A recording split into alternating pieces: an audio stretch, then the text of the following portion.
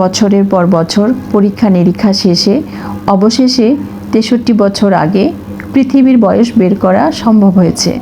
সেই কাজটা করেছেন সালে তরুণ মার্কিন পদার্থবিদ আলফ্রেড নিয়ার।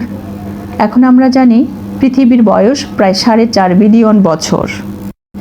পৃথিবী সৃষ্টির পর থেকেই এক জোড়ার সহাবস্থান, এটাই যেন পৃথিবীর সৌন্দর্য।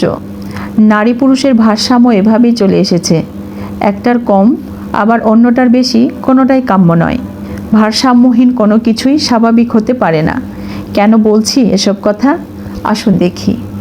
এর আগে ডাইনোসরের ধ্বংস দেখেছি, এবার মনে হয় চিরচেনা পৃথিবীকে অন্যভাবে দেখতে হবে। চলুন দেখি পৃথিবী কেমন হতে চলেছে।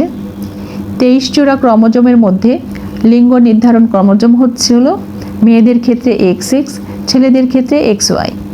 বিজ্ঞানীরা বলছেন X ক্রোমোজোমে জিনের সংখ্যা 1000, সেখানে Y ক্রোমোজোমের জিনের সংখ্যা মাত্র 50 থেকে 200টা।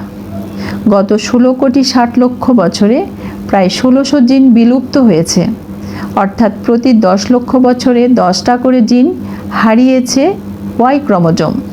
ফলে দৃশ্যপট পাল্টে যেতেই পারে।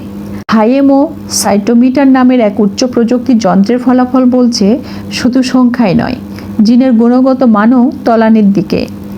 ডেনমার্কের ফার্টিলিটি বিশেষজ্ঞ মার্টিন ব্লমবার্গের ধারণা, এভাবে চলতে থাকলে সত্যি সত্যিই একদিন পৃথিবী পুরুষ শূন্য হয়ে পড়তে পারে। এরপর কোন কোন বিষয়ের উপর ভিডিও দেখতে চান কমেন্টে অবশ্যই জানান।